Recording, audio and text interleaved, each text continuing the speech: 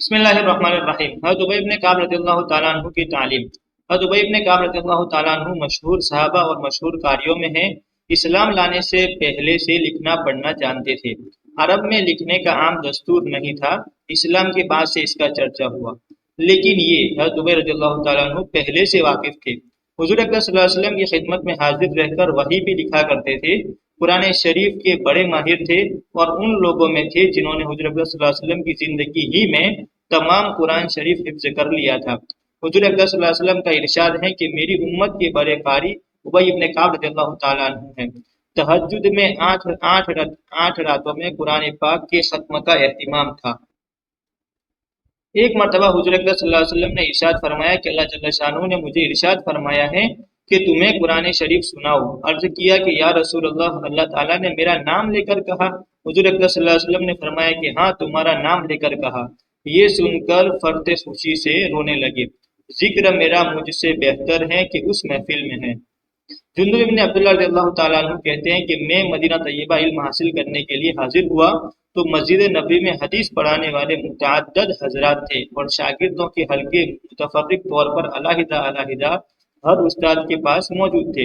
میں ان حلقوں پر گزرتا ہوا ایک حلقے پر پہنچا جس میں ایک صاحب مسافرانہ حیت کے ساتھ صرف 2 کپڑے بدن پر ڈالے ہوئے بیٹھے حدیث پڑھ رہے تھے۔ میں نے لوگوں سے دریافت کیا کہ یہ کون بزرگ ہیں؟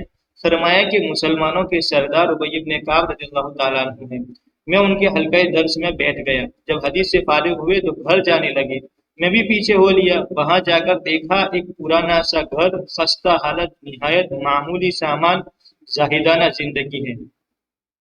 حضرت ابی رضی اللہ تعالیٰ عنہ کہتے ہیں کہ ایک مرتبہ حضور اکرم صلی اللہ علیہ وسلم نے میرا امتحان لیا۔ ارشاد فرمایا کہ قرآن شریف میں سب سے بڑی آیت برکت اور فضل کے اعتبار سے کون سی ہے؟ میں نے عرض کیا کہ اللہ اور اس کے رسول صلی اللہ علیہ وسلم بھی بہتر جانتے ہیں۔ حضور اکرم صلی اللہ علیہ وسلم نے دوبارہ سوال فرمایا۔ مجھے ادب مانے ہوا، میں نے پھر وہی جواب دیا۔ تیسری مرتبہ پھر ارشاد فرمایا۔ میں نے عرض کیا کہ آیت الکرسی۔ حضور اکرم صلی اللہ علیہ وسلم خوش ہوئے اور فرمایا کہ اللہ تجھے تیرا علم مبارک کرے۔ ایک مرتبہ حضور اکرم صلی اللہ علیہ وسلم نماز پڑھا رہے تھے، ایک آیت چھوٹ گئی۔ حضرت ابی رضی اللہ تعالیٰ عنہ نے نماز میں لقمہ دیا۔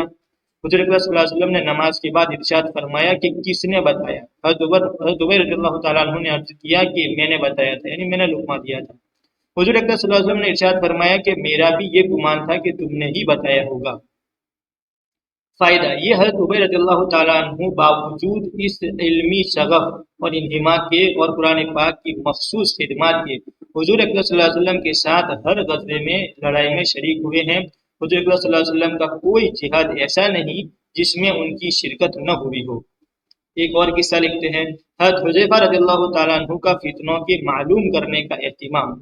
حضرت حذیفہ رضی اللہ تعالیٰ عنہ مشہور صحابہ میں سے ہیں، صاحب السر یعنی بھیدی، راز کے جاننے والے ان کا لقب ہے۔ حضور اکرم صلی اللہ علیہ وسلم نے منافقین اور فتنوں کا علم ان کو بتایا تھا۔ کہتے ہیں کہ ایک مرتبہ حضور اکرم صلی اللہ علیہ وسلم نے قیامت تک جتنے فتنے آنے والے ہیں سب کو نمبر وار بتایا۔ کوئی ایسا فتنہ جس میں 300 آدمیوں کے بقدر لوگ شریک ہوں، حضور اکرم صلی اللہ علیہ وسلم نے نہیں چھوڑا، بلکہ اس فتنے کا حال اور اس کے مقتدا کا حال یعنی اس کے پیشوا اور لیڈر کا حال،